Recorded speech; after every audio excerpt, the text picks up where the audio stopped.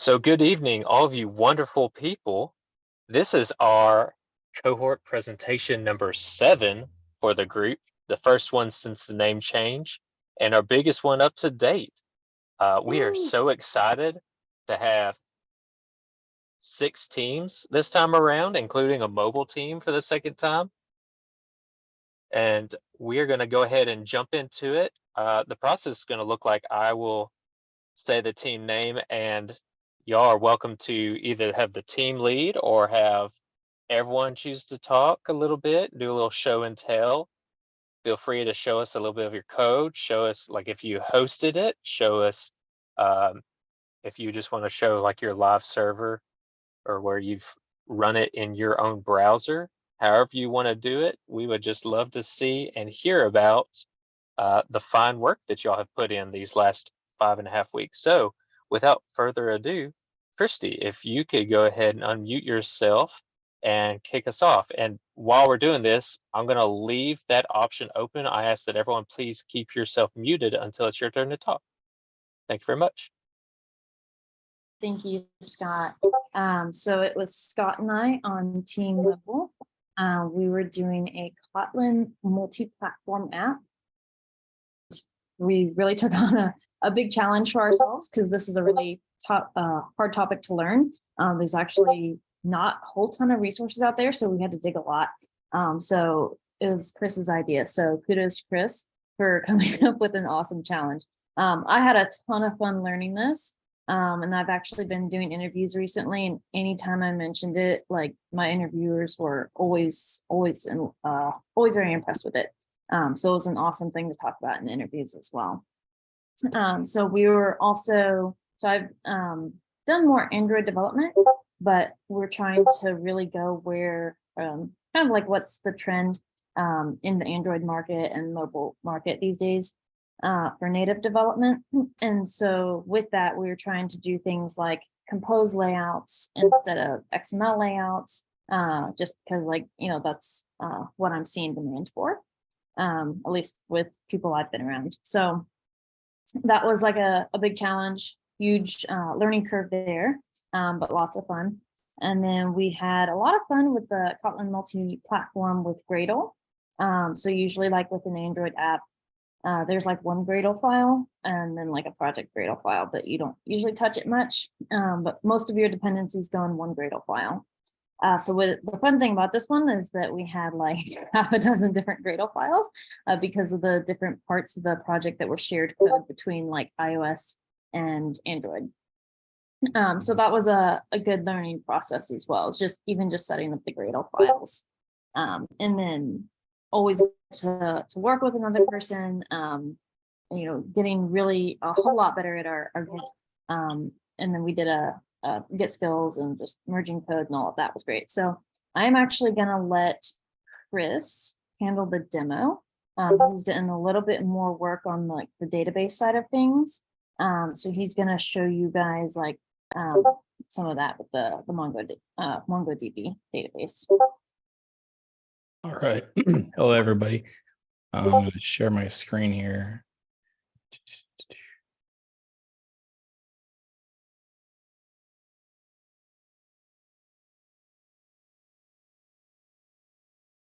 All right. We didn't get too far into the requirements of the actual. We chose medication tracker. We didn't get too far into that at all, but we did get after working on the login screen and hooking that up to MongoDB through Realm, Christy made a registration screen. So, and then we were able to hook up the registration to MongoDB as well. So we're still a work in progress, but it's just been great. This is all new. Most of this is new to both of us. So it's just really cool to like learn Android development and potentially we can plug in an iOS app into here as well and using shared logic. So this has just been super cool to learn. It's just taken a little bit longer than we expected. I mean, it's understandable, but yeah, I don't know if anyone has any questions about Realm or MongoDB or KMM, but I'm a huge fan. Like I know if I ever like app ideas I have in my head, I've been for a long time I've been thinking, well, what am I going to use? Am I going to use like Quasar? Am I going to use Ionic? Or I don't know React yet. I'm a Vue person, so React Native was never really an option for me because I'm working Vue. But like when I learned all about KMM, I'm like, holy crap, this is like the way to go, because people are rewriting their production company JavaScript-based cross-platform apps. They're rewriting them into KMM, into Kotlin multi-platform, because of all the benefits to it, which I don't, it's all like up here to me still learning a lot about it right still, but yeah, it's just Kotlin's super cool to learn. Yeah, that's all I got. Unless anyone's got any questions. Yeah, and I think I kind of forgot to mention this too, is like kind of the idea of it is that you develop different native apps. So you're developing a native app for Android and a native app for iOS. So they're not cross-platform apps. They actually both have the benefits of native apps, but then like some of the business logic and like your data classes and everything can be in the shared portion of the app. So I think I forgot to mention that as well. But yeah, super cool stuff. I'm very, very glad that Chris wanted to do this with me.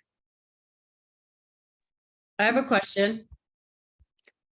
What was the most challenging part of this, and especially overcoming that challenge? And that might be two different things, because maybe you didn't overcome the most challenging part, but it looks like you did. So however you want to answer.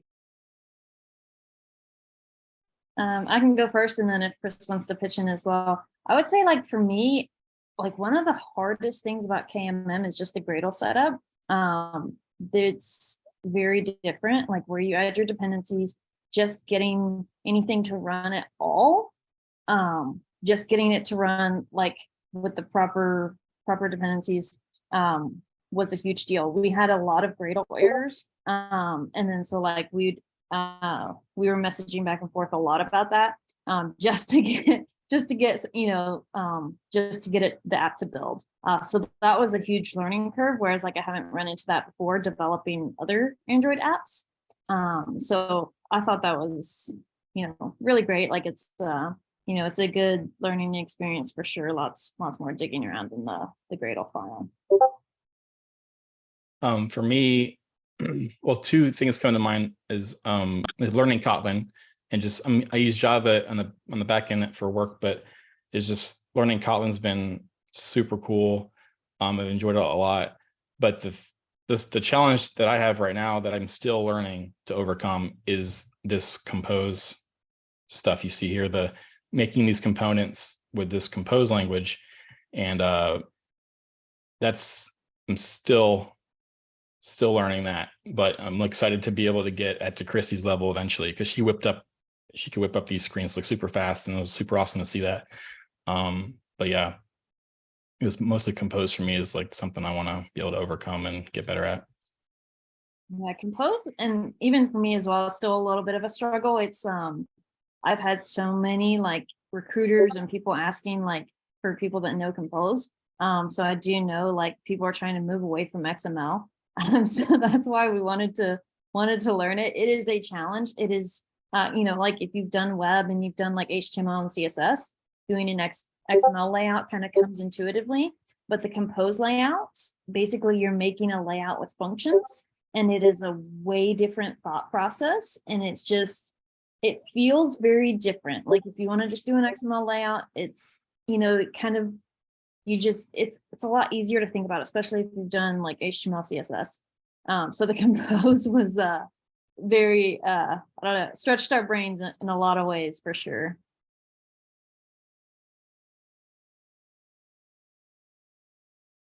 Cool. Thank you for sharing. Awesome work, y'all. Does anyone else have any questions they'd like to ask real quick before we move on to the next team?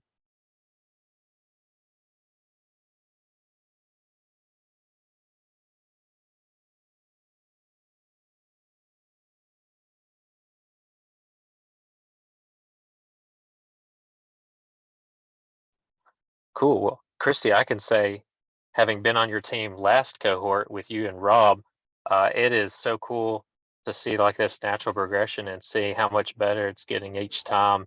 And I really hope that we're able to continue, even if it's not every time, but at least periodically seeing these mobile apps, because I think that's really fascinating and adds a little bit of spice to the cohort presentations overall. So thank you both, you and Chris, for your work so far and everything. So next we have Team A. So Bethany, if you would like to go ahead and kick us off. Yeah, sure. I'd be happy to. So Team A, there were 4 of us, and we decided to do a recipe application. Instead of doing just a create, react, or create, update, delete recipe app, we decided to incorporate a third-party API. The basic MVP of this project was to have a sign up, a login page, a home page, and a recipe search page where a user could input any list of ingredients and get recipes back that would match the list of ingredients that they have on hand. I'm incredibly proud of the team. I think at the beginning, just learning how to communicate and all work together as far as who was working on what file and making sure there weren't merge conflicts was something that we all, myself included, needed to learn how to handle. I've never really led a team before, so it was really good for me to be on the other end of things and to be the one that was responsible for driving this. So I'm incredibly proud of everyone that worked on this, and I will let Walter kick us off. Yo. Yo. Everyone see my screen okay? Yep. Cool. Yep. All right, so I'm just gonna walk through the app. So landing screen, basic landing screen, have our logo, yada, yada, yada. You have 2 choices, sign up or log in. So sign up window works pretty well. I think we showed this last time. It's working a little bit better. We have duplicate checking for duplicate emails, and we also integrated checking on the front end for password and confirm password to make sure they match. So I'm gonna go ahead and log in. So once we log in, it exposes the rest of the search bar or menu bar. So now we have our full suite of options. First one takes us back to homepage. This one is a placeholder, this Pantry Pal. If we were to take this to like, full scale, we would want that to be the user's picture. And that also takes us to where we have a demo of a user profile to where they can, specify dietary preferences or, update their email. This is only a demo page. This is the one thing we didn't get done, but it looks nice. So if we go back to our home, we'll search. So let's search for apple and bacon recipes. Look at that amazing picture. And it brings up lots of recipes that use the ingredients that we listed here. And we're able to filter them by different filters. So like if you just wanted dairy-free or gluten-free or keto. So once we have that, so let's say we don't want to cook this filet mignon right now. So we'll go ahead and save it. So we have it saved, but we want to go ahead and look at it. So we're going to click try it. And this brings up our actual recipe details, which gives us ingredients and instructions.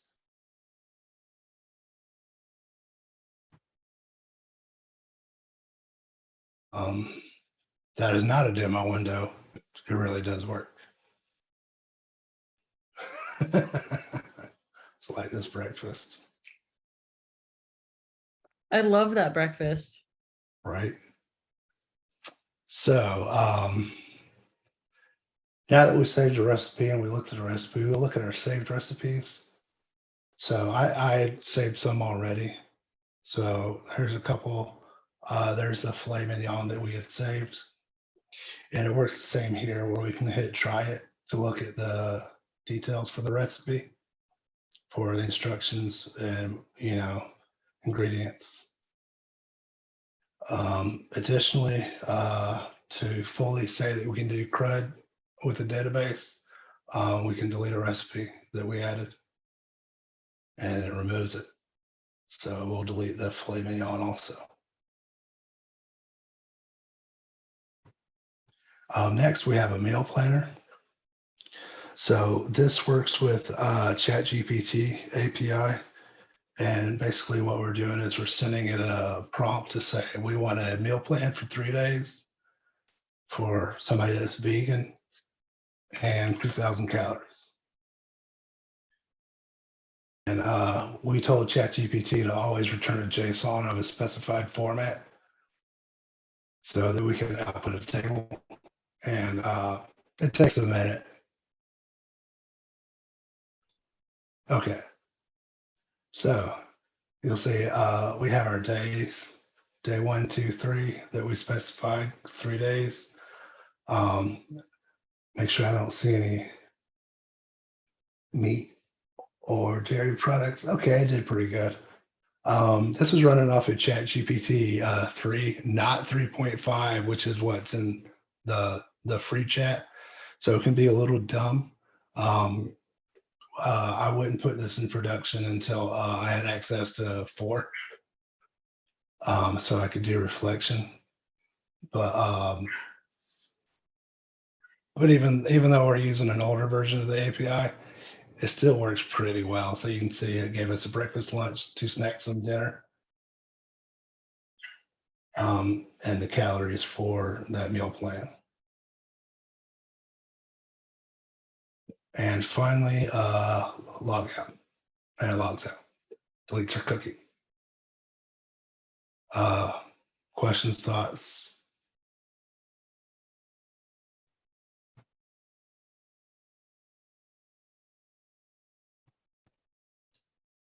If anyone from Team A wants to hop in too, and we just had our retro as a team right before this meeting. So we already kind of talked about things that went well and things that didn't go well and things that everybody learned. But if anyone from Team A just wants to chime in and talk about maybe the piece that you worked on or something cool that you learned throughout this process, feel free to chime in. I would like to say that this was awesome working with this group. Everybody was super helpful and interested in working with each other, and where we were just, Damien had brought up and Jesus about just stylistically at the end, we started getting a little bit like, because, so I worked on this homepage, this landing page, and quite honestly, until recently, I had a different concept for it, very different, picture of cutting board and, and it didn't, and then as the other pages were being made and we were all kind of styling things separately.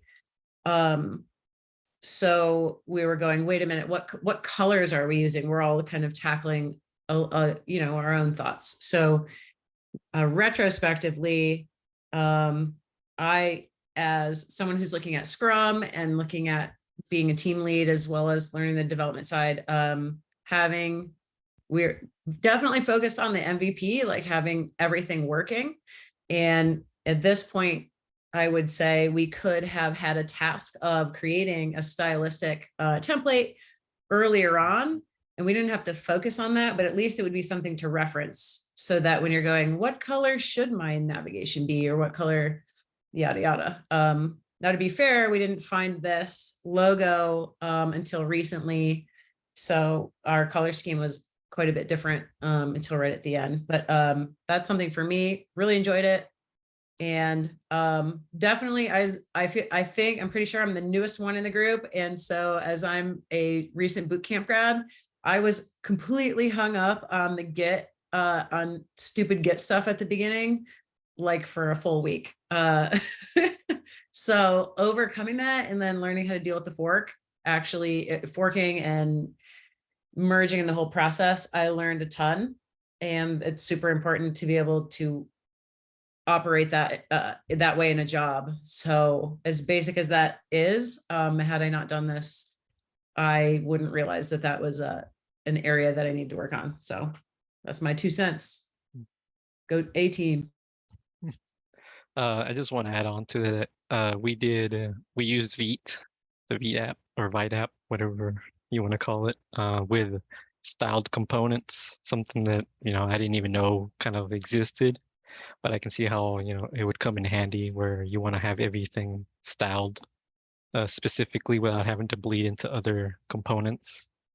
The teamwork was just a great learning experience using Git. Figuring out how to break things down to where you're not stepping on each other's toes, and just kind of like merge conflicting you, going crazy. But yeah, I really enjoyed it. Learned a lot, and I'd probably do another cohort if I could, or if there is another one. Yeah, I just want to add on my end real quick. I worked on handling the data whenever you type in ingredients and handling those endpoints to the API, which is something I've done before in other projects on my own, but I hadn't worked with anything like React or like styled components. So getting that data back and then handling it to then render to a whole page or a component was pretty fun. And I think we all kind of grew a lot in this project. I know that Bethany and others had stated that we had some we had some challenges learning how to communicate with each other, not stepping on each other's toes. And then because we didn't communicate at some points, like there was like some merge conflicts. So we learned a lot with communication, soft skills, as well as technical. So it was a lot of fun. And I guess I'll wrap it up, unless you got anything, Bethany, that I do actually have this live deployed. Did you I get just it? haven't Nice. I just haven't tested it yet. Well, we won't demo the So- not tested one. Yeah, so I don't want to demo it. But, No, I don't have anything else to add. So have at it.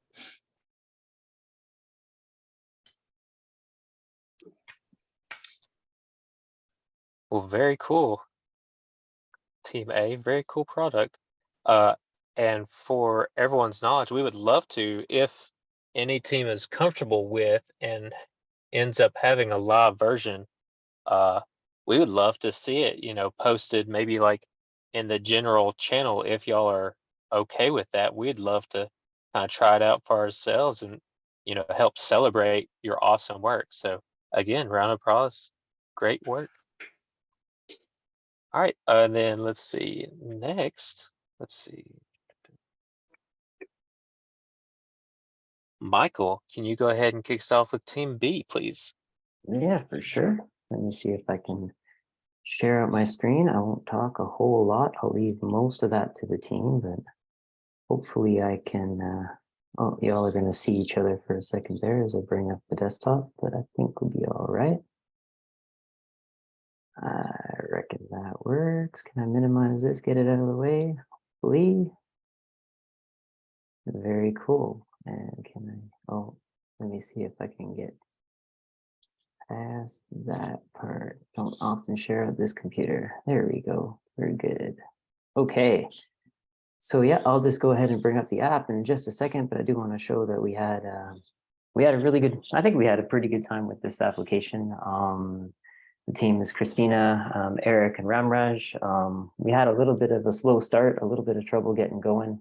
But once we did, it was pretty good. We got ourselves a Jira board to track everything. The team was really good about picking up tasks and tracking their work here. We put together a technical specification, trying to plan out what we were going to do, and had lots of communication on the API and what we wanted to try to design and get done. And then I will bring us over to the live site and pass it off to Eric to talk a bit about the search. Yeah, so we use the React component to pretty much make the search bar that you guys are seeing right here. I was pretty much in charge of that. And then what I had to do is just style and show the visual side of it of what you guys are seeing right now. And then what I did through the component on the React side to the search app is that I pretty much called an API to get a request from the server, and then like if Mike wants to type in like peanut butter through the search, and then if he wants to touch the search button, then you'll see the you'll see the list of the different type of sandwiches you can make with peanut butter, and then if he wants to type in like mustard sandwich, then you'll get like ham sandwiches or cheese sandwiches that show up, same thing. And then yeah, that's pretty much it for that one. I'll pass it off to Christina to talk about her part of the project. Okay, so first, I guess since we're on the search screen, we actually built the API and did the search part, and which is why it's not we don't have a lot populated in it, and why there's a lot of really repetitive things, so that I could test, right, that like if you search for just peanut butter in on the back end, I don't think it works on the front end if you search for more than one ingredient, but like it's set up in the API that if you do mustard and ingredient equals bread, then that'll show the sandwich. But if you do ingredient, change the bread to jelly, then you won't. Then you'll get that no recipes are found. So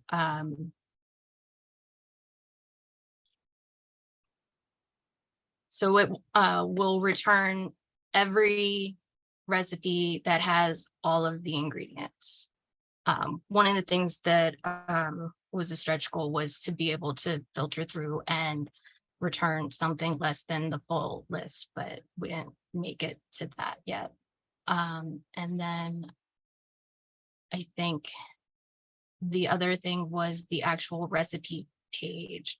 So like if you click on a recipe, I did this page so this is one of the recipes from that API. And I mean, it's pretty similar to the other ones, right? Where you just have a call to the API and it shows you the ingredients and the steps.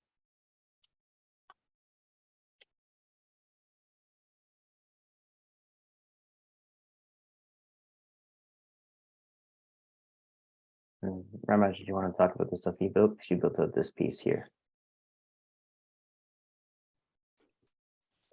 Yeah, I mean, just myself just worked on getting the recipe based on the ID, and just after the search results, click on it. So basically, I just worked on the adding the router and by the ID search from the MongoDB. And yeah, I mean, so my code was simple, but I was kind of okay, so easy, but it took a lot of time because first time I'm doing it, so learning everything on the fly. And in fact, I did not even test it fully, but at least I'm able to see only in the demo right now. That's all from my side. Yeah, I tried to do all the things learned, and yeah, made all the mistakes what I can make in the PR or the main, merging everything. Yeah, it's a good experience for me. There might have been a little bit of a scramble at the 11th hour to get everything deployed and working, but I think that happens on every good project to scramble through it. But yeah, overall the team worked really well. I think we made a lot of progress. I think we learned a lot. I think we got hung up a little bit. Life got in the way a couple of times, kind of blocked us from our lofty and ambitious goals of what we can do. But I think we got a front end and back end deployed and everything working and talking together. And that's no small feat, even in 6 weeks. So just want to say congrats to the team. Y'all did an awesome job. I don't know if anyone wants to chime in with any last words for the record. I have a question. What API did you guys decide to use to go with? Or where did you pull your API from? You mean the recipes? Yeah. We built it. Oh, did you? Oh, so okay. I gotcha. We used a Spoonacular API we pulled from. Yeah. That's what- why it doesn't look super fancy and there's no pictures. That's it. Oh, hey, I mean, that's awesome. That's awesome, you guys. Thank you.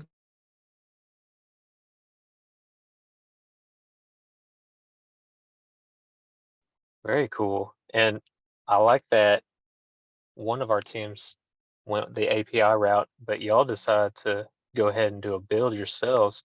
I love that we're already seeing a little bit of variation there and how stylistically it's different and everything. And so that's, again, great reason to have so many teams, because we get to see like different ideas and different things kind of played out and everything.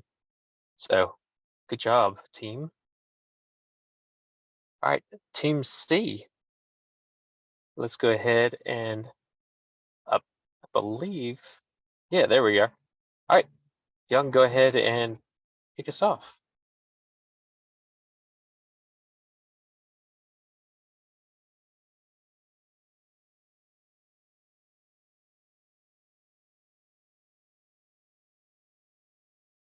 Who's up? All right, I'll go.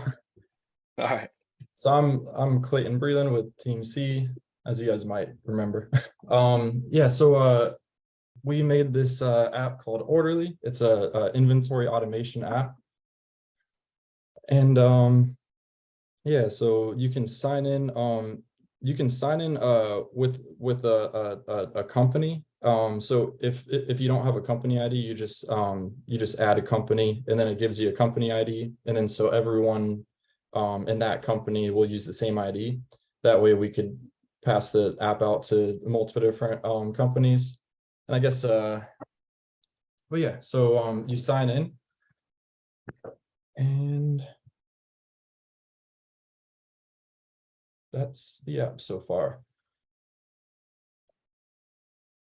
And yeah, so we used React on the front end, plain CSS, and then Node on the back end, using Prisma to connect to a SQL database.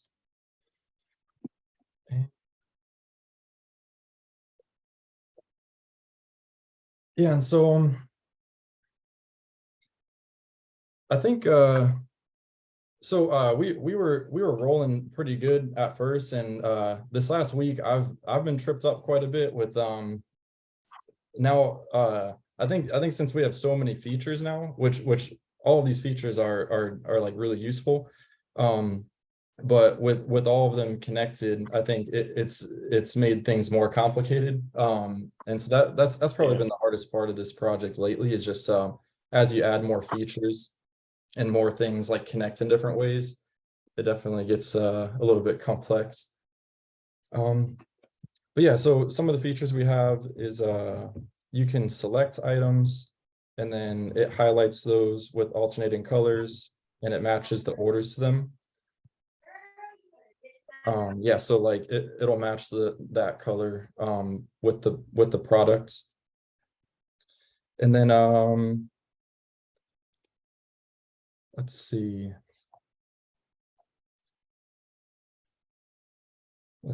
Okay, yeah. So you can Do you want to demo the CSV? There you go. Yeah. Sorry, I'm drawing blanks with all the pressure.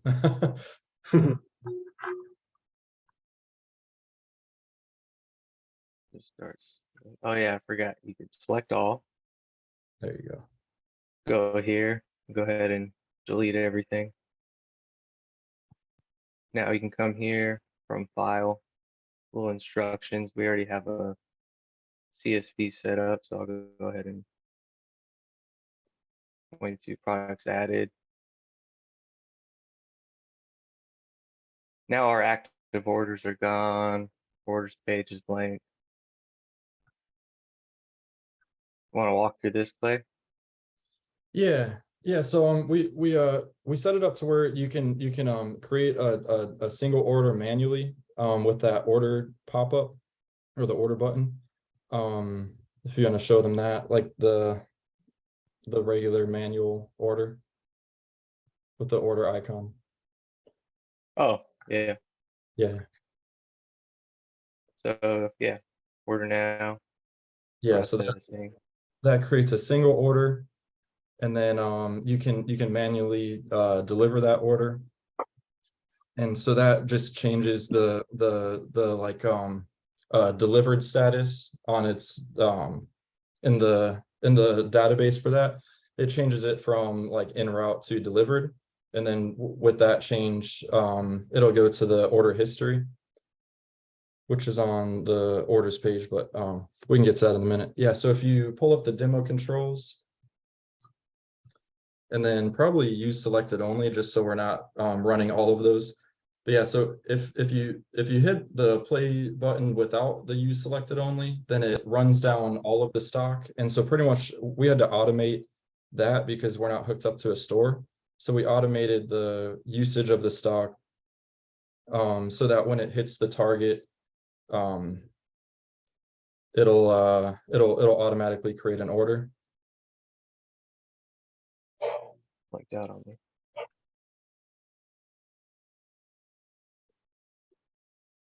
So you can see it running down here, creating the orders on the side. Yeah. And then we also automated the deliveries. It wasn't really necessary, but the plan was to have like a full loop of showing like orders being created and then deliveries happening.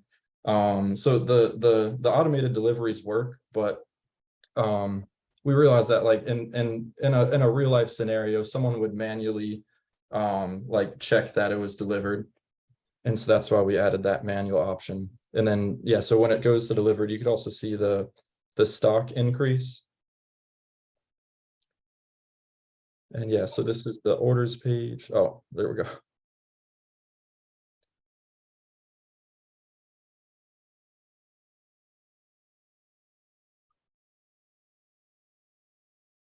don't know why it keeps doing that on mine. Yeah, it's a new bug we just came across today. After loading up a set of data with the CSV, seems like some of the SKUs might not be in there or something like that. But and then mark this delivered. And the stock went up. Stock went up. Yeah. Could also add a product manually. You can see I've been doing. Yeah, I put some type of SKU that's not allowed, but it does work. We have it where you can pin important items. Also, this chart here will show you your stock along with your target order number. What else do we have here? I think filter.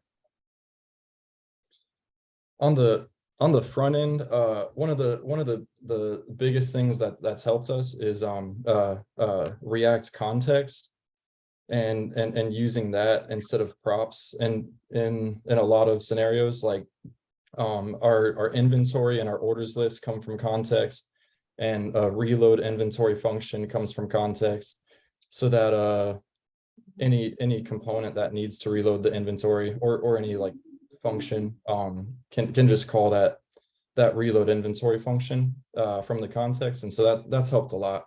I think that's been one of my favorite things, is using that. Also, we did make it fully responsive, so it does work on mobile, but iPad.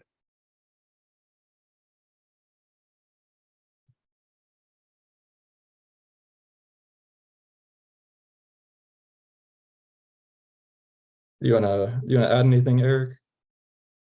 I mean, I mostly works on the back end. I did have some trouble hosting the server and the website itself, but eventually got it figured out. I think I saw somebody else use Railway to host it, and at the end I ended up using that. So that made it a lot simpler. But yeah, I set up a lot of the API routes on the back end, and also assisted with the CSV file upload.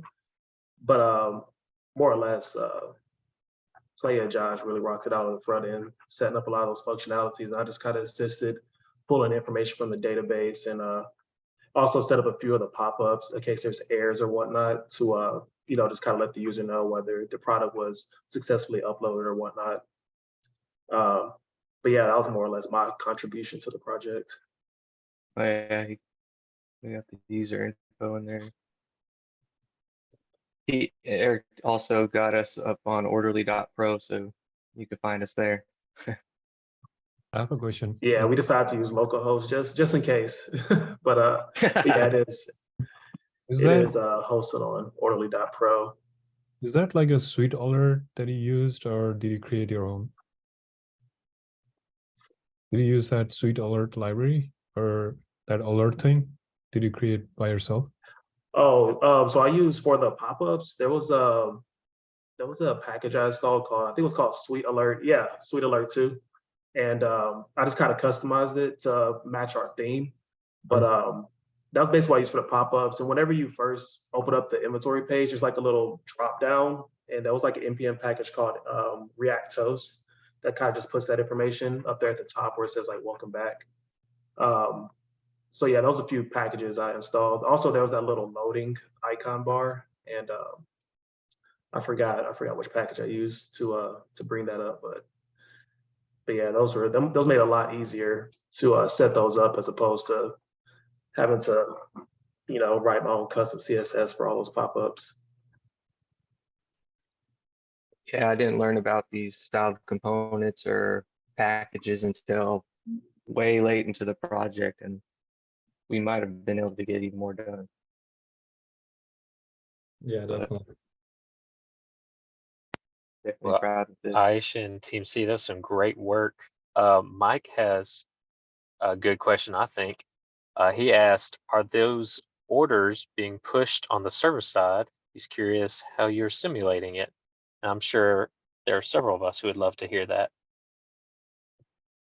Definitely. Yeah. So basically when the stock is run down in the demo controls, those stock values that are seeing aren't sending updates, because that would be like too many updates each second or whatever. So I did like a temp in stock value for those, and then so when you click the play for use inventory, it'll run down the temp in stock, and then when it hits that target, it does create an order, and that goes to the database.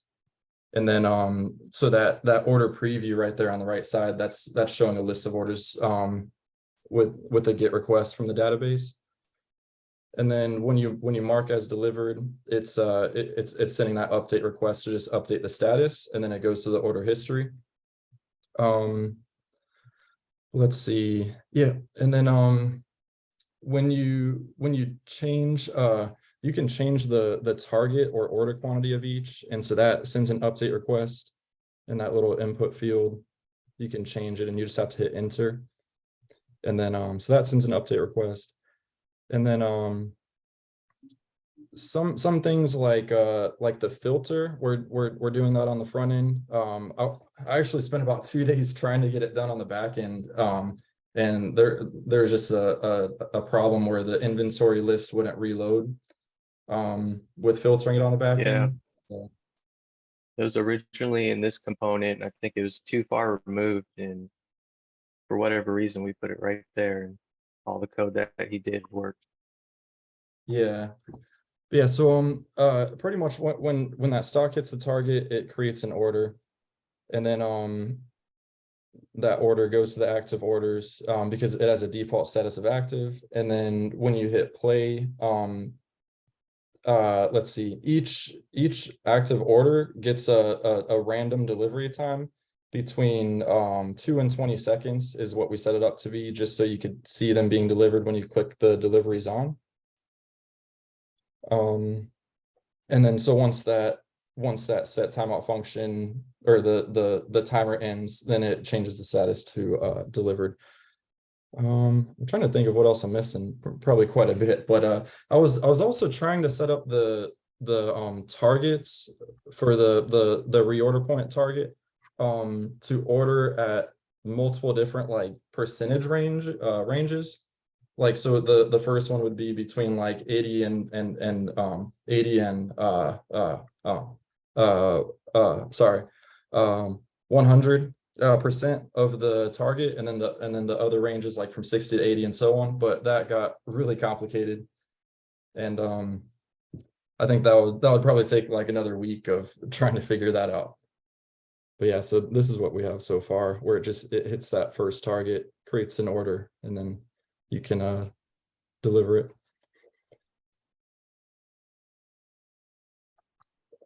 Yeah, but we also we also have like user authentication, obviously with the sign in and sign out.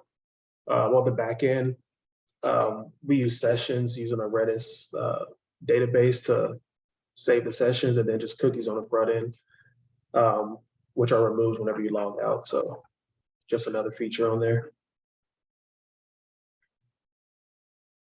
Yep. I think that's about it for the overview. Any other questions from anyone?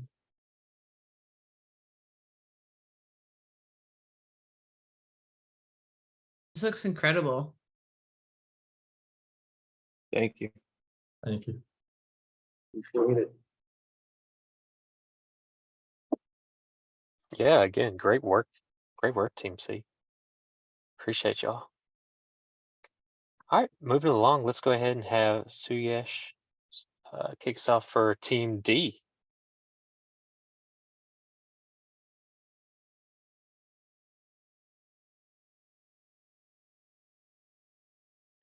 All right, so hey guys, I'm Daniel, and today we're presenting our mobile medication reminder app, PillPal. And the name came from wordplay with PayPal by Daisy.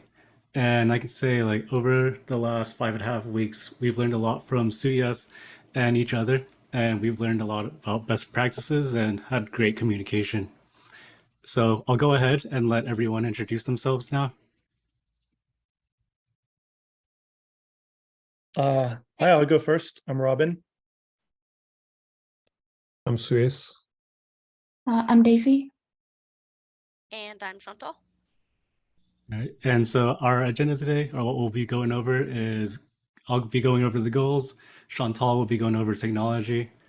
Robin will go over the super base, the backend, and then I'll briefly just show you the screenshots, and then Daisy will give you a demo and a pitch. So this is kind of how we prioritize things. First and foremost, we wanted to make sure that Suyes was taking his vitamins on time. And then next, we wanted to make sure that it was mobile first, and then that all the inputs that we made from our forms were going into Superbase so that it would store the meds. And then when we stored the meds, it also create reminders for each day. So I won't go into it too much. So I'll let Robin and Chantal go over it. Hello everybody. So I'll go over the front end portion. So for the front end, we used React Native Expo, and we implemented many React Native libraries to design our app. For our API, we used Clinical Tables API.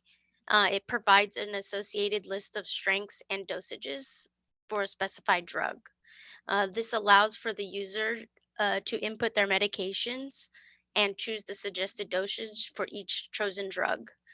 A few other libraries we chose to implement were React Native Paper and some of the design, React Native Paper for some of the design, and OpenAI API so that we can interact with an AI to ask any health-related questions. And I'll let Robin go ahead and explain the backend. Yeah, so like Daniel said, we used Superbase for the backend. It's an open source Postgres database in the cloud. As you can see, unlike NoSQL databases like MongoDB, Superbase is SQL. It uses tables, and data is defined by the columns and rows. And from there, it was just a matter of using the CRUD methods, insert, select, update, and delete to manipulate the data and get the app working.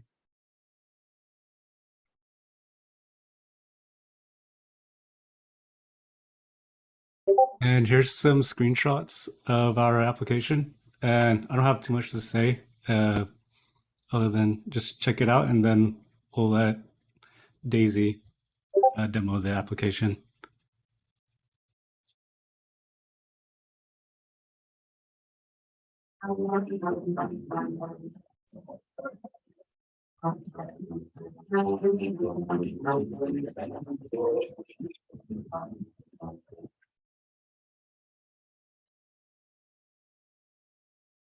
So good evening, Sharks.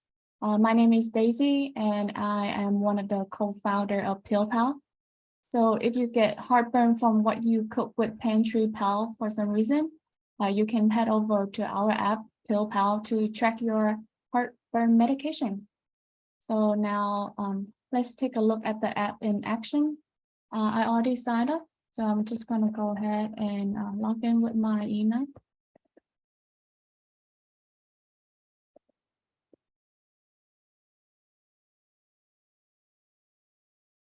All right. So here in the medication screen, it will generate you a list of your medication. So as a software engineer, I spend most of my time indoor coding away.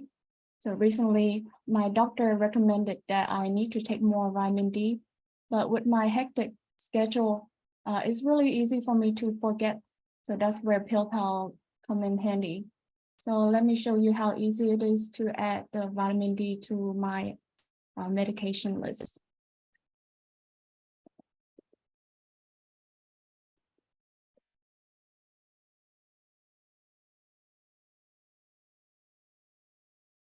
So as you can see, as soon as you type in the name of your medication, it will automatically generate you the strength list. This will save you time and avoids any error.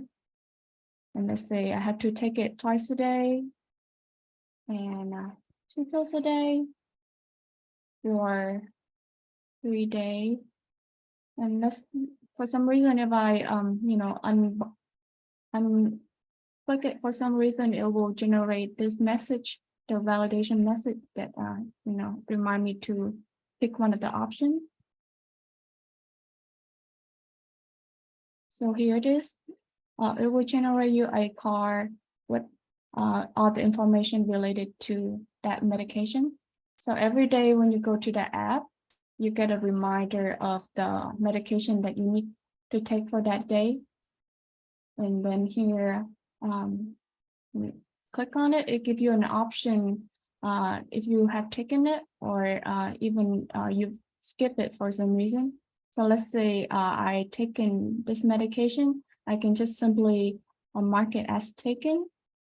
And the best part, they show you this a little fun confetti animation to celebrate my successful dose. It's a nice little reward that remind me to stay on track with my medication. And here on the guide screen, we implemented the OpenAI chat. So it's supposed you to answer any health related question. So I'm gonna ask the chat about my vitamin D.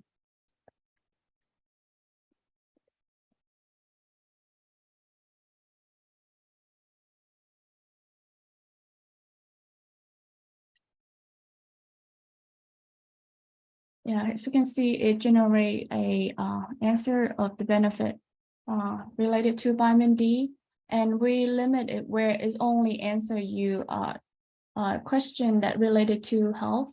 So I'm just gonna pretend to ask something that's not a related question, just to see what it's gonna respond. Yeah, and then as expected, it's only respond to health or wellness question. And here on the profile screen, you have an option to update your username or put in your own website. And then also the logout button also works.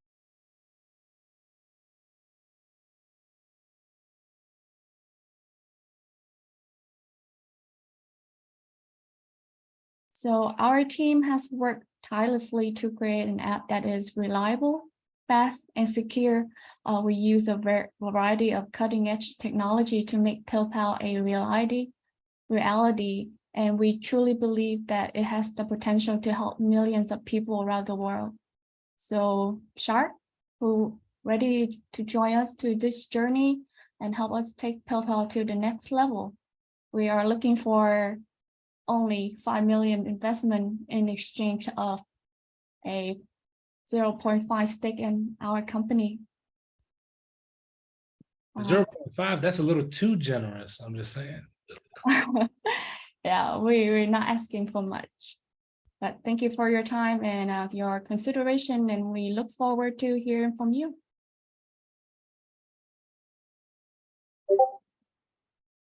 Very nice. That's a great.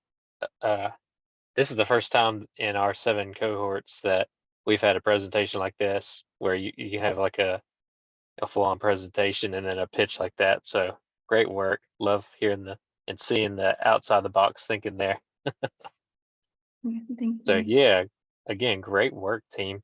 We're just at the top of the hour, so we're gonna try to go ahead and throw it over to Team E to wrap us up. Vinod, you might kick us off? Yeah.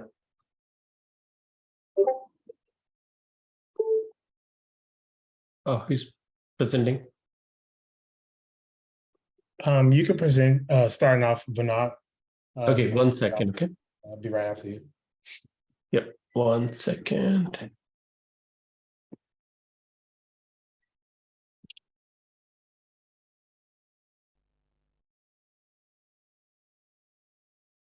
Right. I will cover some high-level items with this project. One of the focus areas to go through high-level process beyond the technology. So cover the technology idea development. So one of the things that we have done is utilizing the tool like Jira, Miro in the design phase, and then having proper documentation, putting the thoughts on paper, and then using some of the tools to design the database, as well as how the application will flow, how the user will navigate. And lastly, we had this weekly updates in public that what we are building and what we have done last week and things like that. So love all that interaction. It was amazing that how 4 unknown people come together, and now we are friends to the level where we share the cell phone with each other. So love this journey. I will hand over this to the team for show you entire journey as well as the demo. Team, do you want me to present or keep presenting, or you want to present? If you want to go to the next slide, that'd be great. Yep, sure. Okay. And so I'm assuming that he's on the dev team slide, correct? Oh, there we go. There's a screen. So again, like Vinod said, the journey was amazing. And what I love the most, especially being at work and being inundated with all these meetings, the approach that Vinod took. And I think that to me really reduced a lot of the dev time as far as the technical aspect of it. I don't even think we probably really coded, so to speak, until like week 3, right, guys? But we planned, and it made it so much easier to go back to the drawing board and having Vinod like kind of keep us there and continue on the process of looking towards completing at the least the minimal viable product. And so that in itself was amazing. Next slide, please, for me. And so we decided on a med tracker, a medical tracking app. The name just came out of nowhere. I just picked it. It was just something, as I was thinking about it, I was tasked with the front end. And it was like, okay, let's see what we can think about. So I just said, oh, well, okay, start thinking of some ideas, going online. Next thing you know, just Med Tracker Plus. The whole reason for the application was for one of our teammates. It's a real world type of application for my man Ricardo, and giving him a way to keep track of taking medication. Even me, I was keeping track of my own stuff too as well. So next slide, please. And then I'm going to pass it over to Ricardo. Yeah, so basically on the journey, we want to talk about how when we started, we went like through planning with basically like 2 weeks, gathering requirements, designing our database tables, and nailing down what our tech stack would be. I mean, we were all familiar with Java, so it just seemed natural to do a Java Spring Boot MVC application. And so we spent at least the first couple of weeks nailing down what the requirements and what all the features we wanted to add, and basically just describing what methods we needed to use. So it gave us a great starting point and outline of the project so we can start coding. But before we did, we had to set up our local environment, set up our databases, get refamiliarized with Git, get all the repos pulled down into our local environments, and set up the Spring Boot project and make sure everyone has it. So to start coding. And for our tech stack, we use, again, Java Spring Boot, Spring Security for authentication purposes. We use a MySQL database. And so the front end was mainly HTML, CSS, but we use the Thymeleaf templating engine to get our data and bind our data to our front end. And we also use Bootstrap to style and lay out our pages. And last week, we did our deployment on Railway, deployed the entire MVC app on Railway, and it was pretty fun. Pretty fun seeing it hosted and live on the internet. And to talk about some of the obstacles and challenges that we had, push and go to Git, Git merges and getting our Git branches, pushing to GitHub was definitely a bit tricky in those first few weeks. So, looking at Stack Overflow, Googling for answers, and relying on other team members who were more familiar with Git was definitely was how we resolved those issues.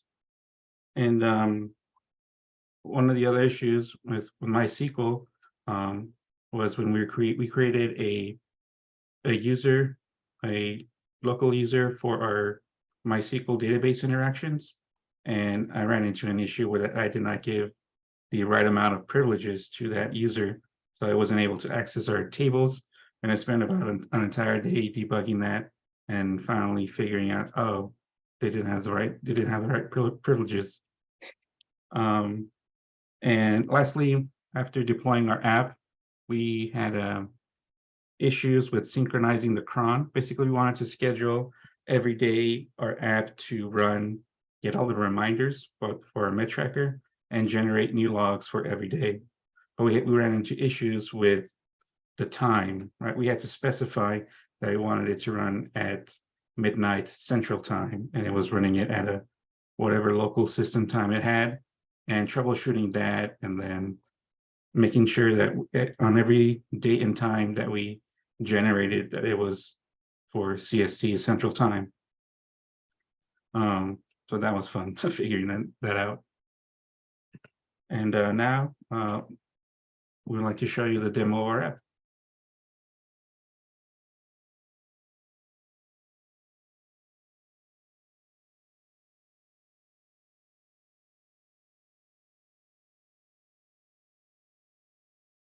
Okay, can y'all see my screen? Yeah, you see it. Okay. So this is our app, just a simple homepage.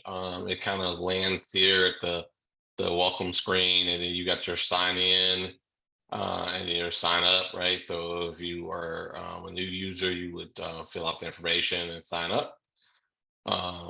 And then I'm going to do this like at the live version of this. So sorry, so not actually a local version. So you can see it. So when you log in, you get your list of medications and whether you've taken them or not.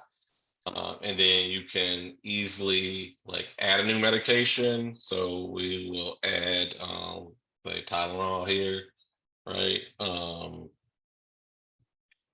And then it's a pain reliever, right?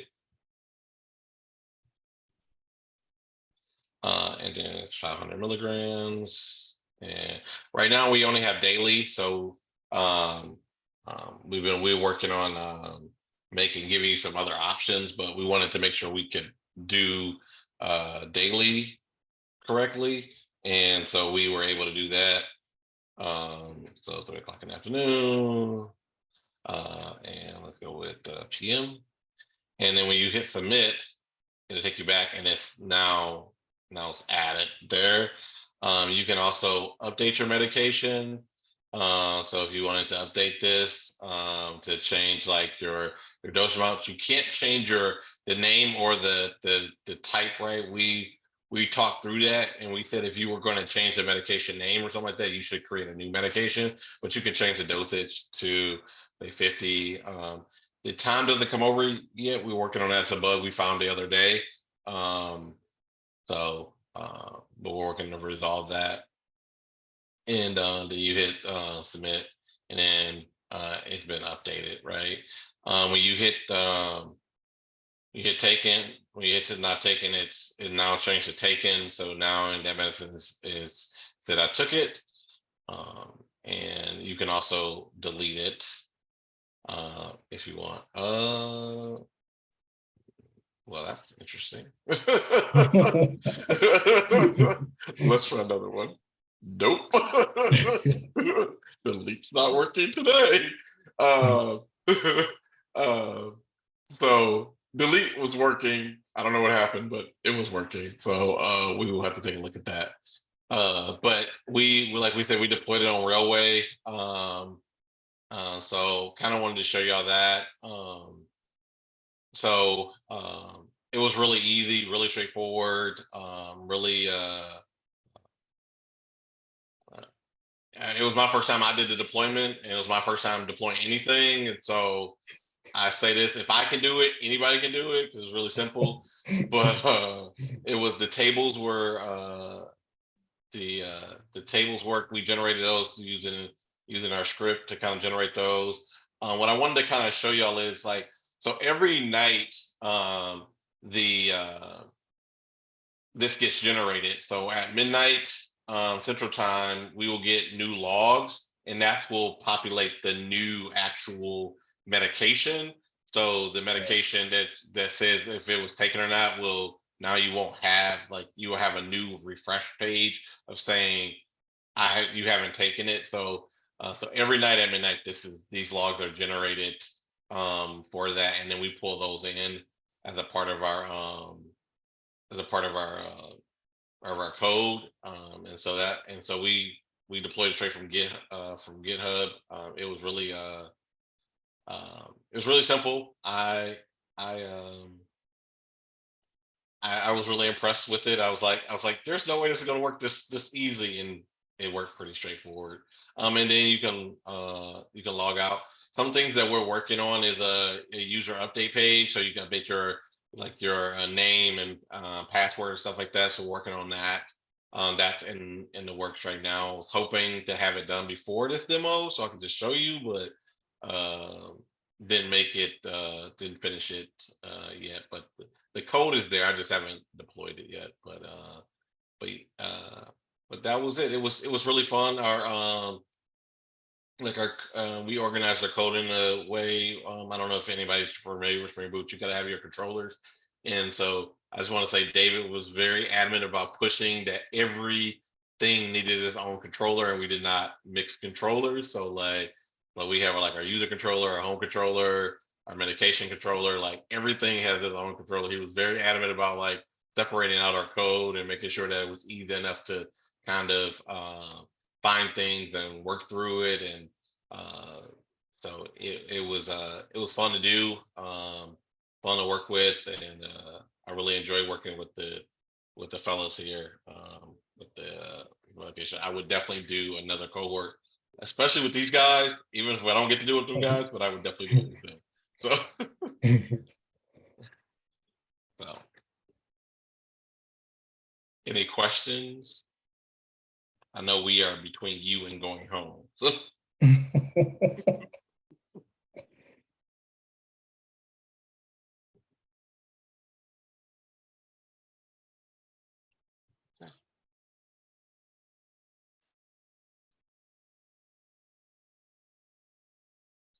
Awesome. Well, great work, all the teams. I'm about to stop the recording. If y'all feel like turning your cameras on for a quick screenshot for us to post a celebration picture on our Discord and probably like on our social media pages, feel free to do so.